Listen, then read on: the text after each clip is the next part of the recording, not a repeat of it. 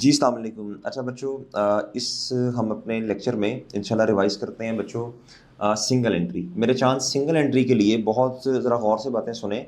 बच्चों की बहुत ज़्यादा मुश्किल टॉपिक नहीं है मेरे चांद। इसमें जो बच्चों को कन्फ्यूजन आती है सिंगल एंट्री के अंदर यानी इनकम्प्लीट रिकॉर्ड्स के अंदर। प्यारे दोस्तों, जिस तरह एनपीओ था, याद रखो बच्चों, इसको थोड़ा लिंक करो एनपीओ के साथ। जिस तरह एनपीओ के अंदर मेरे प्यारे भाई चीज़ें जो है ना वो डेटा बिखरा हुआ था। क्या था मेरे चांद? डेटा बिखरा था। आपको वो वाले क्वेश्चन एनपीओ को याद करो जिसमें ट्रायल नहीं था। ट्रायल वाले क्वेश्चन तो आसान थे, जिसमें डेटा बिखरा हुआ था प्यारे दोस्तों। और आपने एसओएफपी बनानी थी या इनकम एंड एक्सपेंडिचर बनाना था।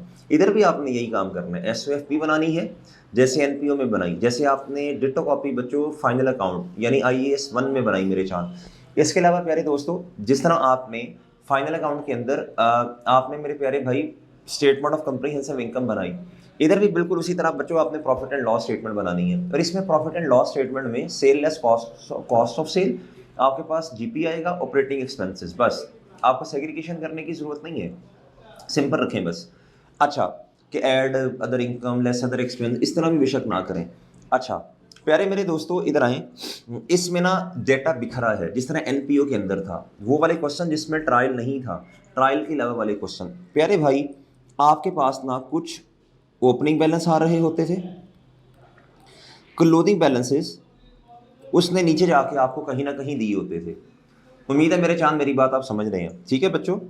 इन ओपनिंग एसेट्स को याद रखना। ओपनिंग एसेट्स की मदद से आप ओपनिंग बैलेंसेस की मदद से, चाहे वो जो कोई भी बैलेंस हो, आप मेरे प्यारे दोस्तों ओपनिंग कैपिटल की फिगर निकालते थे।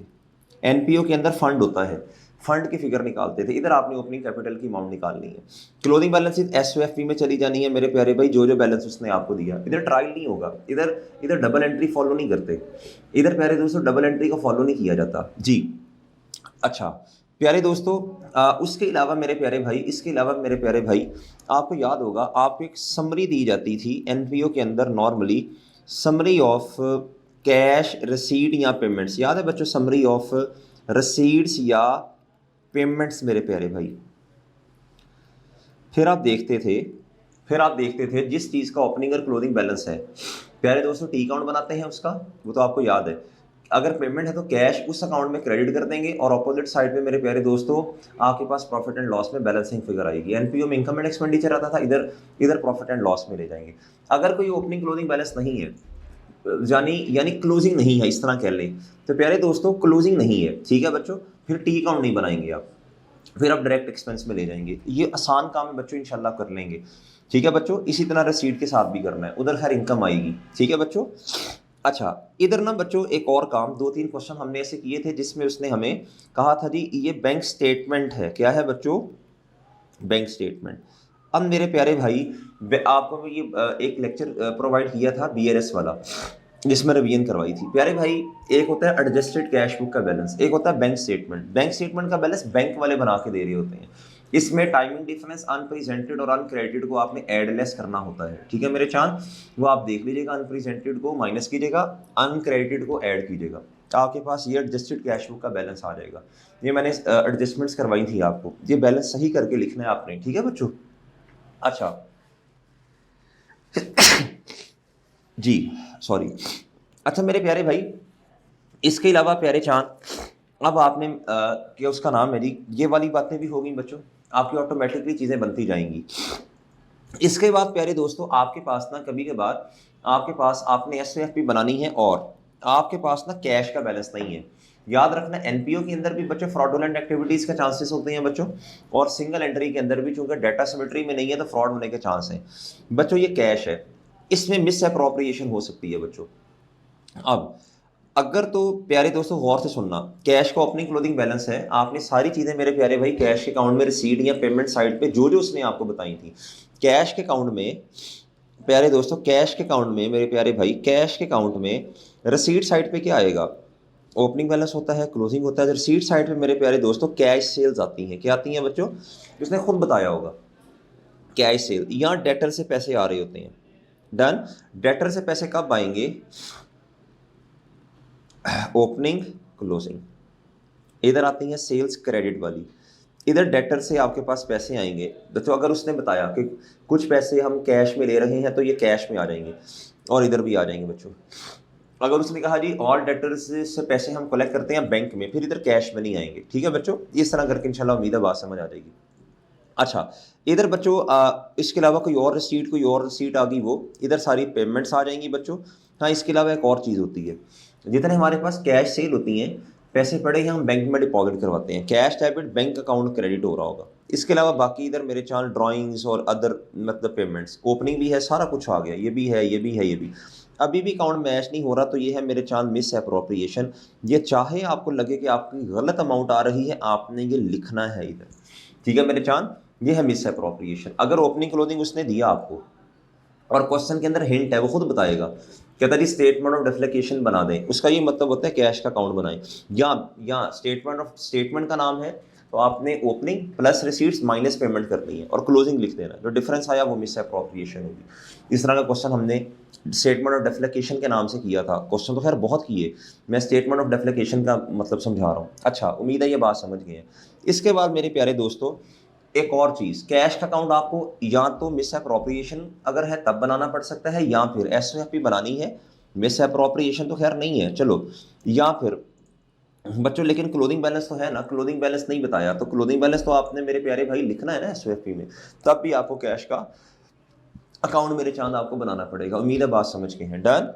या फिर ये कह दे कि कैश का बैलेंस निल है, जीरो बैलेंस है, लेकिन मिस अप्रोप्रिएशन की तरफ ले जाए, फिर भी कैश का अकाउंट बनाना पड़ेगा। इधर तो बैलेंस निल है, एसओएफपी में तो जीरो जाएगा, लेकिन ये मिस अप्रोप्रिएशन तो बच्चों बैलेंसिंग निकालनी पड़ेगी ना। उम्मीद है बात समझ गए।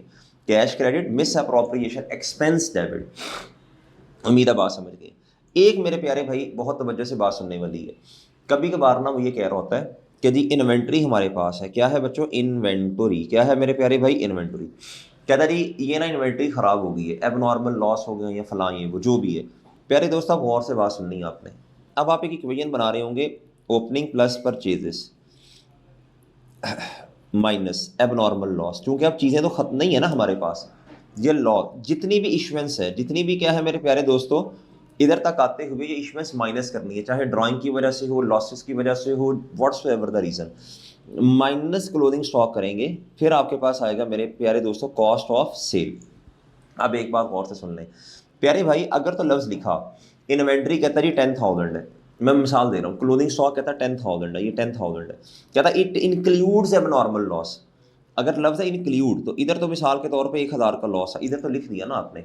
एंट्री का किया आपने, कहना जी स्टॉक क्रेडिट, और प्यारे दोस्तों आपने कहना जी एडमिन एक्सपेंसेस डेबिट। ठीक है जी। अच्छा, ये एंट्री तो कर दी, लेकिन अब उसने लिखा ये काम तो दो कर दिया ना, डेबिट क्रेडिट कर दिया। प्यारे भाई अब कहता क्लोजिंग स्टॉक के अंदर जो हमने आपको 10,000 का दिया, कहता इसके अंदर ये शामिल है, इसका मतलब है क्लोजिंग स्टॉक की फिगर गलत है, इधर 9,000 करना पड़ेगा, फिर ही जाके ये 10,000 बनेगा ना। अब बच्चे कहते हैं सर 3 काम है, 3 काम नहीं हुए, ये जो अमाउंट वो आपको बता रहा था ये गलत थी, अनएडजस्टेड थी, मैंने उसको सही करके लिखा है, एंट्री मैंने 1000 से की है, एडमिन एक्सपेंसेस डेबिट मेरे प्यारे भाई, और मेरे चांद क्रेडिट क्या हो गया बच्चों, बोलो आपका स्टॉक। अच्छा, कम हो गया ना, मैंने 9,000 लिखा है बच्चों। उम्मीद है बात समझ गए। अच्छा, अगली बात, बच्चे कहते सारे इधर लिखेंगे अगर 10,000, नहीं वो ठीक नहीं है, फिर डबल एंट्री का इम्पैक्ट शो नहीं होगा। उम्मीद है ये बात मेरा चांद आप समझ गए हैं। इस इक्वेशन से मेरे प्यारे दोस्तों आपके पास आएगी कॉस्ट ऑफ सेल। लेकिन एक बात, सिंगल एंट्री के अंदर मेरे चांद आपको ना कुछ अकाउंट्स बनाने ही बनाने पड़ने हैं, जहन में बिठा लें। डेटर का अकाउंट आपको बनाना ही बनाना पड़ेगा, ठीक है मेरे चांद। इसके अलावा मेरे प्यारे दोस्तों क्रेडिटर का अकाउंट आपको बनाना पड़ेगा। डेटर का अकाउंट सिंगल एंट्री में ये मैंने ऊपर सॉरी बनाया भी है, बल्कि इससे नॉर्मली आपकी क्रेडिट सेल बैलेंसिंग फिगर होंगी, या फिर ये कैश या बैंक की अमाउंट, ये रिसीट आपकी बैलेंसिंग फिगर। इधर भी एक मसला आता है, कहता bad debt expense to be written off, bad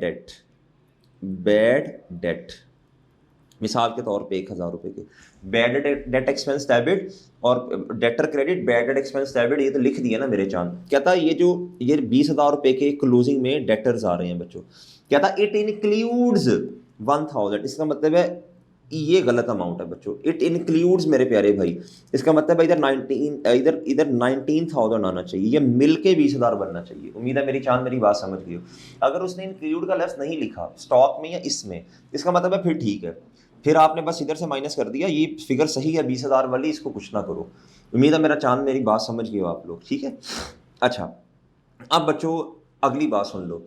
अब ना सिंगल एंट्री के अंदर मेरे प्यारे भाई आपको कुछ काम करने पड़ने हैं। आपको क्रेडिट सेल या इधर से रिसीट आपको बैलेंसिंग फिगर निकालनी पड़ेगी। रिसीट बैलेंसिंग फिगर आ गई बच्चों, तो क्या उसका नाम है, कुछ नहीं बताया तो फिर आपने assumption यही होती है कि कैश में पैसे आए, डेटर क्रेडिट इधर कैश के अकाउंट में आके फिर आप ये इधर डेबिट कर दोगे, ठीक है। सेल उसने बताई होंगी इतनी कैश में है तो वो लिख देंगे जी, इधर ये क्लोजिंग आ जाएगा या मिस अप्रोप्रिएशन। बहरहाल अब क्रेडिटर के अकाउंट से बच्चों बनाना पड़ेगा, ओपनिंग दिया क्लोजिंग दिया बच्चों उसने। अगली बात सुनो बच्चों, इस अकाउंट से परचेजेस बच्चों ये पेमेंट होगी, बैंक में जाके देखेंगे तो कैश बैंक क्रेडिट हो रहा होगा, इधर आपने इसको क्या करना है डेबिट, ये बैलेंसिंग फिगर आएगा। ये होगा, ऐसा होगा लाजमी, आपने क्रेडिटर का अकाउंट बनू देना बच्चों, डेटर का अकाउंट। अच्छा, अब ये जो बैलेंसिंग फिगर बच्चों परचेजेस आई है ना, ये इस इक्वेशन में लिख दोगे आप। ओपनिंग भी आ गया, ये वर्किंग से आ गया बच्चों, ये जो भी वर्किंग है मैंने वन कर दी। ये इशमेंस में अब नॉर्मल लॉस आ जाएगा, यानी स्टॉक कम हो गया ना, फ्री सैंपल दे दिए स्टॉक कम हो गया बच्चों, थेफ्ट चोरी होगी स्टॉक कम हो गया, ड्राइंग्स होगी स्टॉक कम हो गया, माइनस क्लोजिंग स्टॉक, आपकी मेरे चांद आ गई कॉस्ट ऑफ सेल, आपकी क्या गई मेरे चांद कॉस्ट ऑफ सेल। अब अगली बात सुनो बच्चों, बाज़ औक़ात ऐसा होगा, आपके पास डेटा ही नहीं होगा, ये कैश भी मिस है, इधर रसीद भी मिस है प्यारे दोस्तों, और ये सेल भी मिसिंग है। प्यारे दोस्तों अब गौर से सुनना, अब दो चीज़ें तो मिस नहीं हो सकती। फिर आपको हिंट दिया जाएगा कि जी कहता कॉस्ट ऑफ सेल आपने खुद निकाल ली, मिसाल के तौर पे आ रही है 8000। अच्छा ये 8000 आ गई मेरे प्यारे भाई।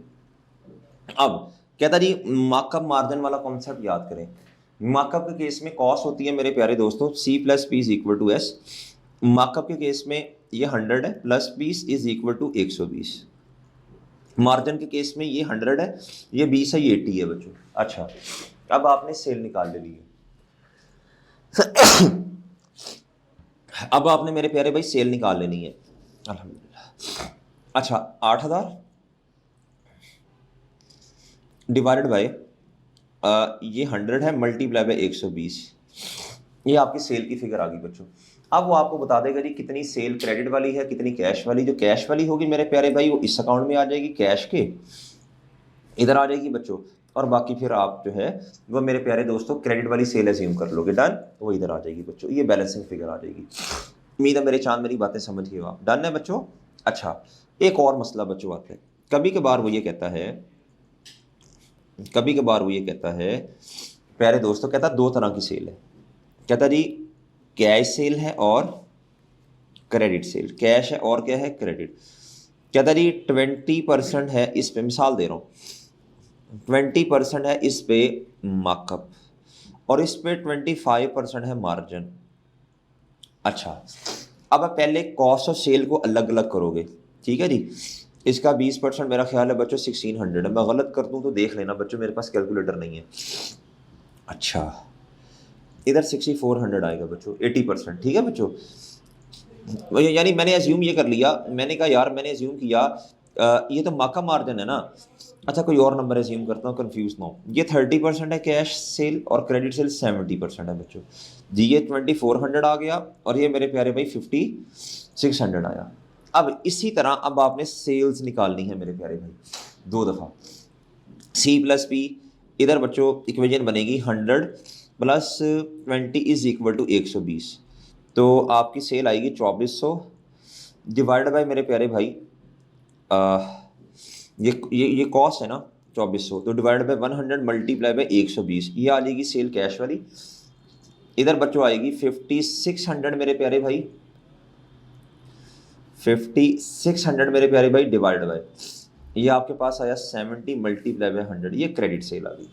अब आगे सुन लें, ये कैश अकाउंट में ले जाएंगे जो भी आई, ये क्रेडिटर के अकाउंट, ये डेटर के अकाउंट में क्रेडिट सेल।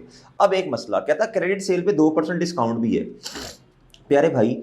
अब जो जवाब आएगा ना इधर, ये टोटल आपने लिखना है, अब इसमें से लेस आपने मेरे प्यारे भाई डिस्काउंट करना है। उम्मीद है बात समझ गई है। जो जवाब आया 5% डिस्काउंट है, उसको 95% से मल्टीप्लाई करके आपने मेरे प्यारे भाई सेल प्रॉफिट एंड लॉस में लिखनी है। उम्मीद है मैं बात अपनी समझा पाया हूँ, डन है मेरे प्यारे भाई।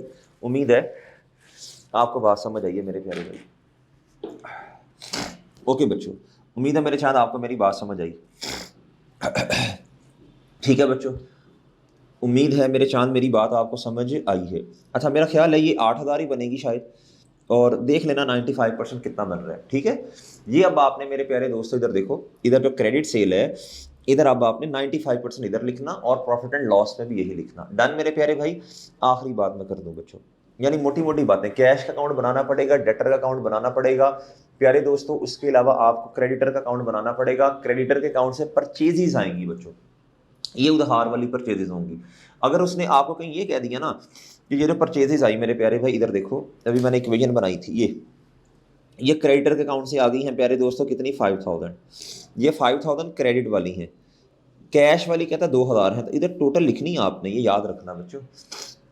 अच्छा, उम्मीद है बातें समझाई आपको, समझ आ गई हैं। अच्छा, एक डिस्काउंट